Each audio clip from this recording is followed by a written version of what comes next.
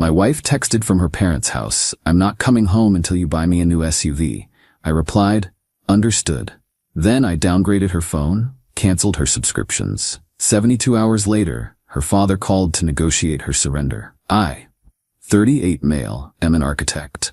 My entire profession revolves around a single principle. A structure is only as strong as its foundation. For 8 years, I believed the foundation of my marriage to Jennifer, 35, was solid, built on shared dreams and mutual respect. I now see it was just soil for her entitlement to grow in. The first tremor was a conversation about our car, a perfectly functional 5-year-old sedan. For Jennifer, it had become a symbol of our mediocrity. Her social circle was ascending into the realm of high-end SUVs, and she felt left behind. I calmly explained that a $70,000 vehicle was a direct contradiction to our 5-year plan, the one we'd blueprinted together to save for a plot of land where I would design and build our forever home. Our dream. Her reaction was a week of weaponized silence, punctuated by heavy sighs during luxury car commercials. Last weekend, she went to visit her parents, Robert and Barbara. A routine trip until the text message that landed on my phone Sunday night. "Jennifer, I'm not coming home until you buy me a new SUV. I've earned it." My parents agree. "Don't call me until you're at the dealership." I read it a dozen times. The sheer audacity. The transactional nature of it all. The casual deployment of her parents as emotional backup. It was an ultimatum, a hostile takeover bid for our marriage. Every instinct screamed at me to call, to rage, to demand an explanation. But I'm an architect. I don't improvise with sledgehammers when surgical demolition is required. Rage is chaos. A methodical response is structure. I typed a single word and sent it. Understood. Then I opened my laptop and began drawing a new set of plans. First, the minor luxuries. Our credit card statement was a map of her lifestyle, a lifestyle I largely funded. I went online and logged into the 3 subscription services registered in my name: her curated clothing box, a gourmet meal kit, and a premium wine club. Cancelled. For the other miscellaneous boxes billed to my card, I knew canceling one by one would be a slog. So I took a more efficient route. I went to my credit card's website, reported the card as lost, and requested a new one with a new number be mailed to me. Within 48 hours, every recurring payment would begin to fail. Next, the digital umbilical cord.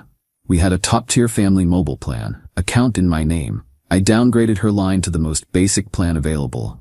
No unlimited data, no hotspot. Just talk and text.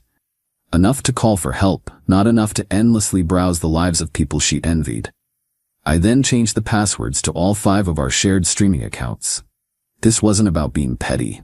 It was about implementing consequences that mirrored her actions. She had unilaterally declared herself a non-participant in our partnership until her demands were met. Very well. I was merely adjusting the resource allocation within that partnership to reflect her new status. The house fell silent. Walking past her home office, I saw the large format drawings for our dream house pinned to the corkboard. The intricate lines, the careful notes, the soul of our supposed future. A future she was willing to trade for a status symbol. The sadness was immense, a physical weight in my chest. It was the grief for the woman I thought I had married. But then I'd look at her text again. "I've earned it." And the grief would recede, replaced by a cold, clear-eyed resolve. The foundation was compromised. It was time for a structural assessment. Update 1. It's been 6 days. The initial silence from Jennifer was, I'm sure, smug. She had fired her shot and was waiting for the inevitable surrender. The first sign of trouble for her would have been small. A loading screen that never finished, a streaming app asking for a password she didn't have. The call came on Friday night. Not from her, of course. From her father, Robert. "Michael, good, you picked up," he began, his voice radiating a false, hearty warmth that always set my teeth on edge. "Listen, I think we've got a little misunderstanding that's gotten out of hand." "I'm not sure what there is to misunderstand, Robert," I said, keeping my tone level. "Don't be difficult, son. Jennifer's here, all torn up, says her phone is acting up, says you're being cold. I'm calling, man to man, to get this sorted out. We need to get her back home." There it was, man to man, the condescending pat on the head from the man who still saw his 35-year-old daughter as a prize to be managed. Her phone makes and receives calls perfectly. And she is welcome to come home the moment she decides to, I replied. A pause. I heard him sigh, a sound of manufactured patience. Look, she's a sensitive woman. You know that. She just wants to feel appreciated. A new car isn't a big ask for a man in your position. Her mother and I have always provided for her, and we expected her husband to continue that. The philosophy of her entire family, laid bare. She wasn't my partner. She was a dependent whose care had been transferred. My position, I said, my voice hardening, is as her husband in a partnership built on respect. Ultimatums are not respect. Holding our marriage hostage is not respect. And frankly, Robert, you encouraging this behavior is the furthest thing from respect I can imagine. The bonhomie vanished. You watch your tone, he snapped. We are her family. We're helping her get what she is owed.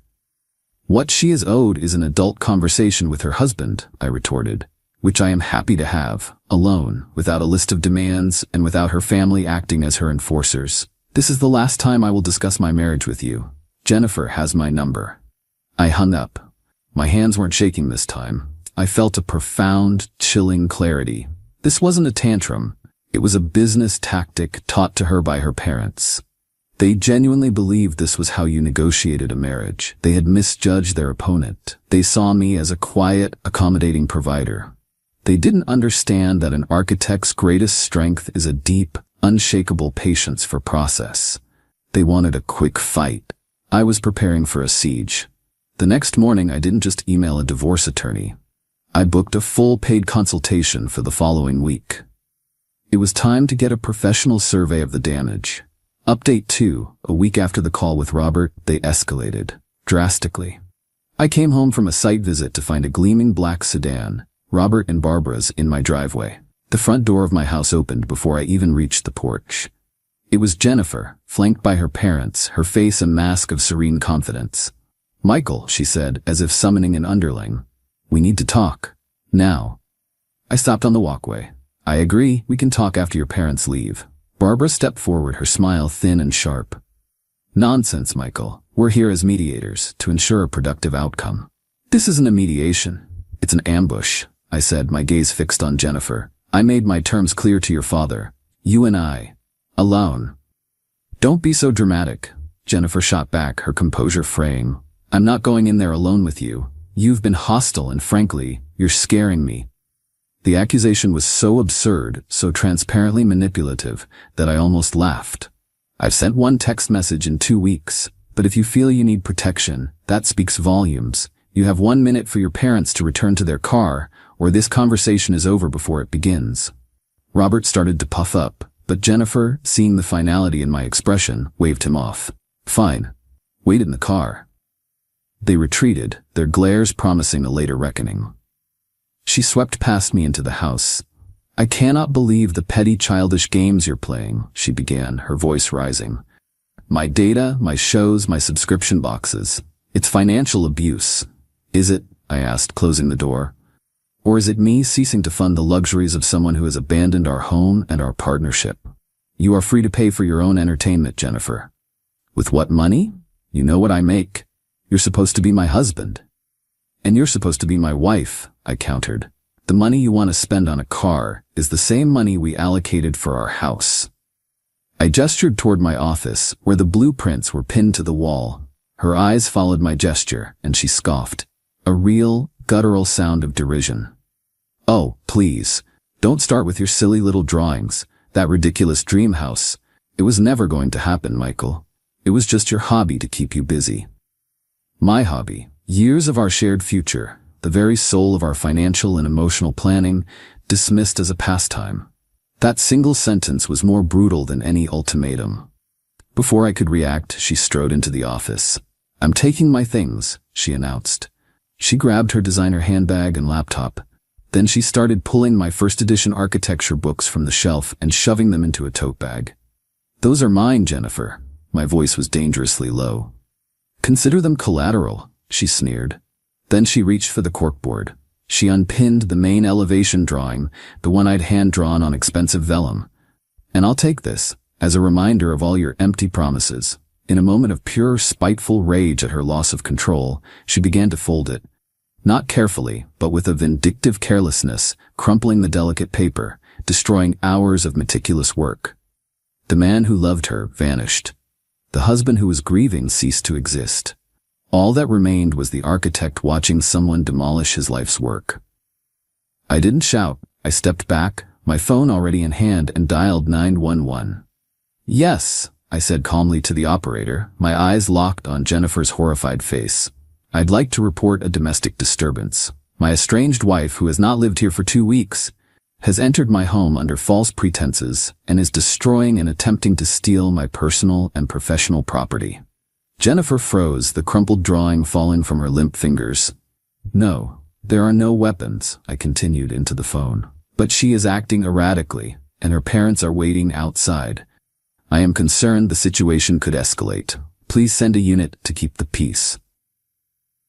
I used their language, keep the peace. I wasn't asking them to be judge and jury. I was asking them to be witnesses and de-escalators. The game had changed. Update 3, it's now been 5 months since the ambush. To those who think the 911 call was a magic wand, let me assure you, it was not. It was merely the first move in a long, grueling game of chess. The police arrived as I expected. They were cautious, professional, and their faces tightened the moment Jennifer said, "I'm his wife. This is my house." They immediately declared it a civil matter. They didn't take my side or hers. But my strategy worked. I was calm. I had the phone log showing my request for her parents to leave. I pointed to the crumpled drawing and the books in her bag, not as a theft victim, but as the reason for the disturbance. Jennifer, on the other hand, was hysterical, alternating between tears and accusations. Her parents rushing in only made things worse. The officers did what they were trained to do. They de-escalated. They separated us and documented everything in a neutral incident report. The report stated the facts. Parties are married, but female party has been residing at parent's address for 2 weeks. Dispute arose over male party's personal property. Parties separated for the evening.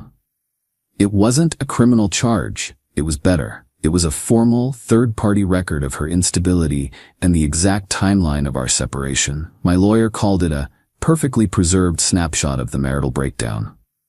The weeks that followed were hell. Jennifer lawyered up, and the demands began. Her attorney, a shark in a silk suit, painted me as a controlling, abusive monster. They filed for temporary orders, demanding exorbitant spousal support, exclusive use of the house, and a list of other absurdities. We ended up before a family court judge for a temporary hearing.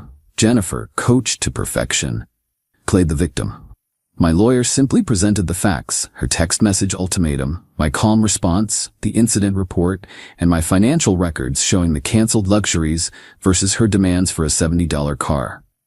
The judge was not swayed by her theatrics. He was a pragmatist. He did not grant her the house. He did, however, award her temporary spousal support, a significant monthly amount that made my stomach turn. "She is your wife and has a lower earning capacity," he said flatly. "Until this is finalized, you will support her." This was her first win, and she and her family treated it like a lottery victory. This is where their entitlement became my greatest weapon. Jennifer's lawyer arranged a civil standby, where a police officer chaperoned her to collect her belongings. She took everything she could, but under the officer's watchful eye, she couldn't touch my books, my office, or my equipment. The following months were a slog of legal paperwork. Discovery, where we had to exchange every financial document. A failed mediation, where she and her lawyer refused any offer that didn't include a massive payout and the mythical SUV. All the while I paid the court-ordered support. And I watched. Her social media, which she foolishly left public, became a chronicle of her poor judgment. There were expensive dinners with friends, new designer clothes, a weekend trip to a spa. She wasn't banking the support money or planning for her future. She was desperately trying to maintain the facade of a lifestyle she felt she was owed, burning through my money as a form of revenge. My lawyer had me meticulously documenting every post. The foundation was crumbling, but not mine, hers. Final update. It has been 10 months since Jennifer texted me that ultimatum. Last week, the judge signed the final decree. The structure is demolished, and the site is cleared. The turning point wasn't a single dramatic moment in court. It was the slow, methodical accumulation of evidence. The final settlement negotiations were brutal. Her lawyer came in high, demanding a massive portion of my retirement savings and permanent alimony. My lawyer didn't argue. He simply laid out his case on the table. Exhibit A, the initial text message. Exhibit B, the police incident report, which established her as the instigator of the confrontation. Exhibit C, a detailed log of her social media posts, cross-referenced with her bank statements, obtained in discovery, showing she had spent nearly all of the $20,000 in temporary support on non-essential luxury items. Exhibit D, her refusal to seek full-time employment despite the judge's recommendation at the temporary hearing. My lawyer argued that Jennifer wasn't seeking support for her needs. She was demanding a fund for her wants, a lifestyle she had made no effort to contribute to or sustain herself. Her behavior, he stated, demonstrated a consistent pattern of financial irresponsibility and a refusal to negotiate in good faith. The fight went out of them.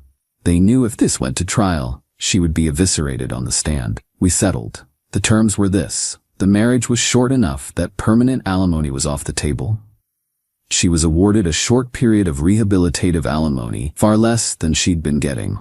We sold the house, as is common, and split the equity. After paying off legal fees, her share was significant, but nowhere near life-changing. She got to keep her car and her personal belongings. I kept my books, my professional assets, my retirement accounts, and my savings. The aftermath has been a study in natural consequences. Jennifer's winnings were quickly consumed by her legal bills and the deposit on a small, expensive apartment. The rehabilitative alimony helps, but it doesn't support her old lifestyle.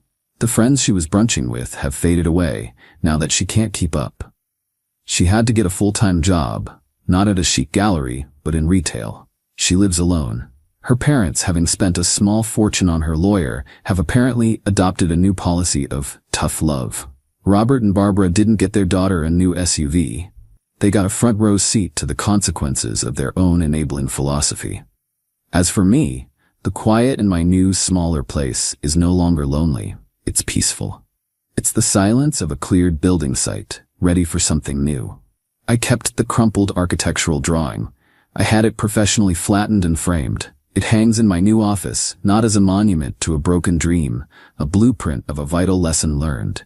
You cannot build a shared future on a faulty foundation. It will always collapse. Last month, I put a down payment on that small plot of land.